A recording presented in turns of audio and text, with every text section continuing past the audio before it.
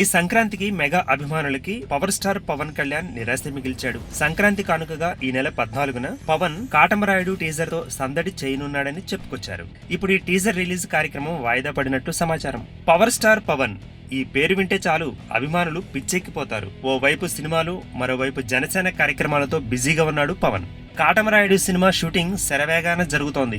ఇప్పటికే రిలీజ్ అయిన పోస్టర్ అభిమానులను కిక్కెక్కిస్తోంది. వాస్తవానికి సంక్రాంతి కానుకగా పవన్ కాటమరాయుడు టీజర్ తో సందడి చేయాల్సి ఉంది. ఈ సంక్రాంతికి కేవలం డిజిటల్ పోస్టర్ తోనే సరిపెట్టనున్నాడు కాటమరాయుడు. ఇక టీజర్ ని ఈ నెల 26న రిలీజ్ చేయనున్నాడు. దీంతో ఇప్పటికే మెగా అభిమానులకు ఖైదీ నెంబర్ 150తో విందు భోజనం పెట్టాడు మెగాస్టార్. పండగ పూట పవర్ స్టార్ ఆ ఆనందాన్ని డబుల్ చేస్తాడని మెగా అభిమానులు ఆనందపడ్డారు. కానీ పవన్ తీవ్రంగా నిరాశపరిచాడు. డాలీ దర్శకత్వంలో తెరకెక్కుతున్న పవన్ కాటమరాయుడు చిత్రీకరణ చివరి దశలో ఉంది. ఈ నెలాఖరికల్లా షూటింగ్ పూర్తి కానుంది.